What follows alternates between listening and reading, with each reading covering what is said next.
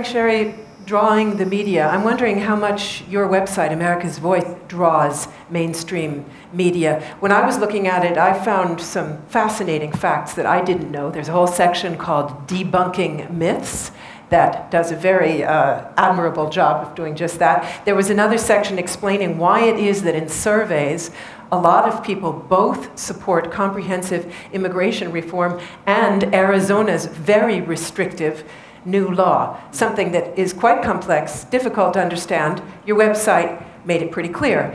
How much uptake are you getting on these kinds of reports in conventional mainstream media? Are they clicking on your website, and are they using the material?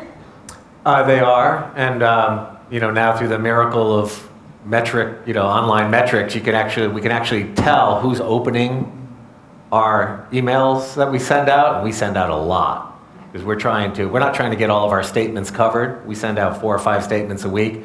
We're trying to have a drumbeat that influences the way they even think about the issue. Because before, we would do a press conference every 3 months, and the other side would have the drumbeat. And so now there's a drumbeat on both sides. So yes, they're opening it, they read it. Sometimes they make fun of us, sometimes they get story ideas and do exactly what we would have wanted them to do. It's a mix. We're always battling. It's hard to be too confrontational with people that you want to cover your story sympathetically. But the fact is that journalists have now become, for us, as influential as the policymakers, because we used to be, as advocates in the NGO community, really good at working the inside and not very good at influencing the political space created by the media.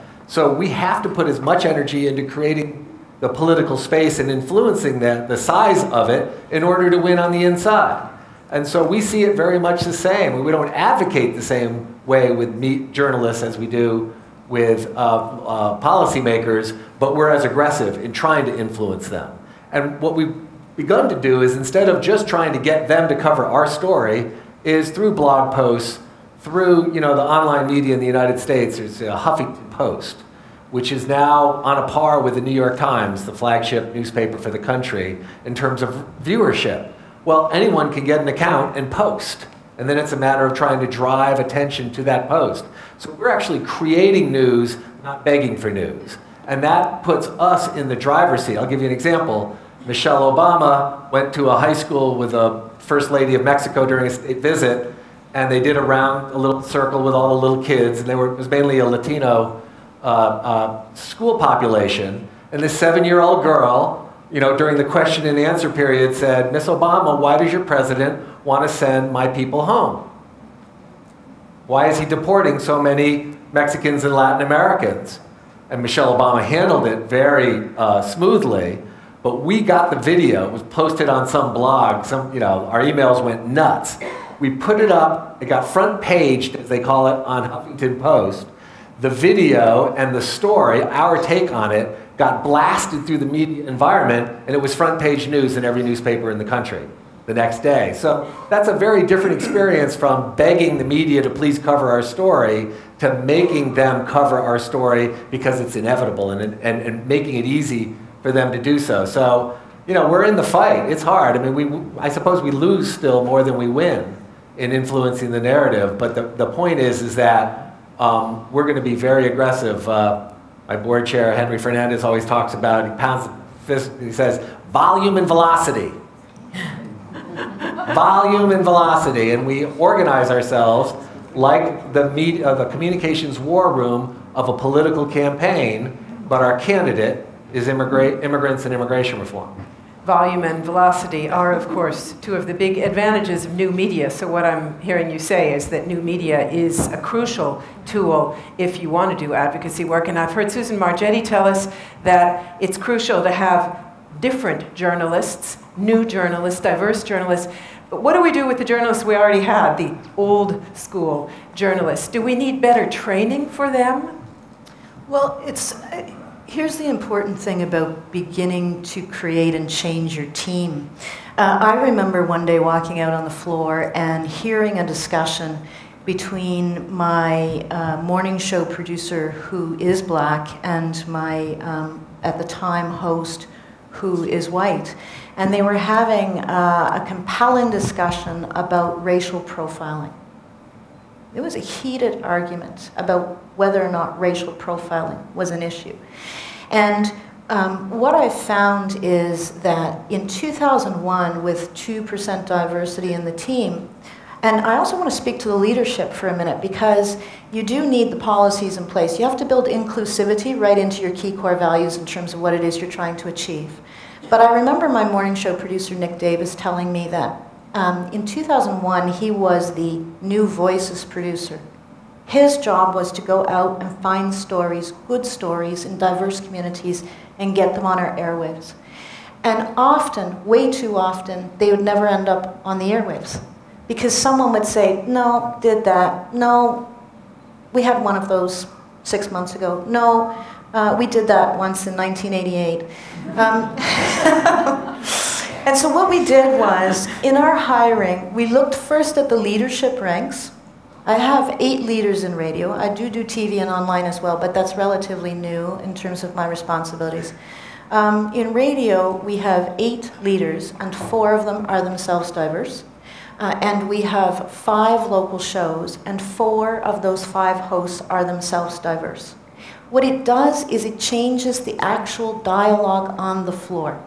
It isn't one person arguing persuasively for this one story to be on. You now have the masses arguing persuasively for this story to be a part of the menu of the program. And that's the fundamental difference in terms of hiring. And that's why, for me, it's not a one-off. It's actually creating a team that, as a team, comes together every day and discusses the stories that we're going to do. Bashi, I saw you nodding your head vigorously when I asked about better training. I know that Inar's got quite a number of recommendations in that area. That's true. But, because we don't have time, so I have one recommendation, especially to this audience, because if it was journalists, then there will be different recommendations. But many of the people sitting here, they are local politicians. So my biggest request to you is, please do not make alliances with the media. Do not get sucked in what media wants you to say about certain communities and about other communities. You should, in every municipality, you should have a small office which is responsible for PR and media, so that that professional person, and specifically about integration and migration, have somebody with a young person with minority background, specifically a woman with ethnic minority background, because white journalists love ethnic women, to talk to. So do that, so that that very professional person would contact the media, not only as reactive, but as proactive. Press releases, small statements. Every time, you are the one who takes charge and not the media, because if media, they are only interested in bad stories, then, like they say that a negative story is a good story. But that person who you will recruit will be responsible to give you that image you want to. So please think about that. That is a concrete recommendation from Ina. Rokhaya Diallo, is there any risk when we showcase ethnic, diverse journalists that we run the risk of a backlash or tokenism? Yes, it is a risk, and it's happening actually in France. Now you can, in every show you can't see any show without any people from ethnic minority background. It's impossible. But the fact is that the people behind the scene, they are still the same. So they are using people. It's the same in politics and in the media. They are using people to fit to the good image, but they're not changing. For example, the main TV channel TF1 in France has appointed the first black journalist to present the evening show. And he's used to, for example, do subject very stereotyped about the banlieue. And so it's not the fact is not to change the people only, but to change the people that are deciding about the subject. And tokenism is a real issue now because we don't have the people that are recruiting are alone, and they don't have enough weight to change the main tendency of the way that the news are going to. So if you are only one people in a huge reduction, that doesn't change anything. What would give them more weight? What do you think about codes of ethics or conscience clauses, as they're called? Do you think any of those things would be useful, or are they just paper tigers? That could be useful, but the more useful could be the experience that have been made in Bondy. It's a city in the suburbs of Paris. They have created a kind of training school for people who comes from the banlieue to train them to get to the best journalist school.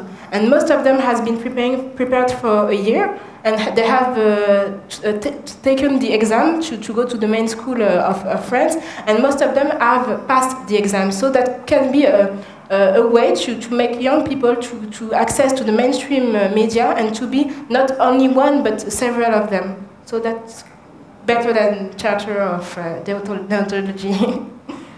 Frank, Sherry, when we talk about poorly trained journalists, perhaps, particularly in the mainstream media, but not only there, I was struck by one report on your website regarding surveys that were done by CNN and by Fox. Now, Fox is the channel we love to vilify in America. It tends to be very right-wing and often very prejudiced, but in this case, Fox did the better job of reporting a migration and integration issue. And it was because CNN had chosen in their survey to use a very sloppy either-or question that people could only answer in a misleading way.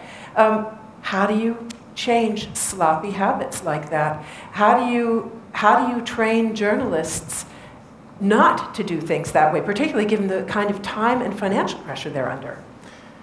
Yeah, well, the best you can do is just keep at it, keep chipping away. The example that you cite is, polling on immigration is very sensitive to the way the language of the questions is stated. And we have, multiple polls. Most polls show that people, about 2/3 of the American people support the 11 million undocumented immigrants in the United States who are not criminals, which is a very small percentage. The idea is that they could have a path to citizenship, a legalization program for the undocumented. Very controversial. The right calls it amnesty for lawbreakers. We call it a solution for illegal immigration, that we bring people into the system, and the right thing to do. And the polling matters hugely. So there's right-leaning polling firms that tend to show that American people want to secure the border and deport the illegal aliens. But most centrist independent media polls show 2/3 support. Fox News did it the right way. They said, do you support border security and a path to citizenship, or just border security? 2/3 of the people said, we support both. Some way to secure the border to have more control, and let's be realistic about the 11 million people here. CNN said, which one do you prefer? Secure the border or path to citizenship? And 2/3 of the people said secure the border, as if that was the choice. So look, we know how to do it. So we sent out press release, we posted a piece online on Daily Kos, on Crooks and Liars, on Huffington Post, and we did a Facebook campaign aimed at the CNN employees, so that CNN employees would open on Facebook this post about how CNN polling got it wrong. So we think they got the message.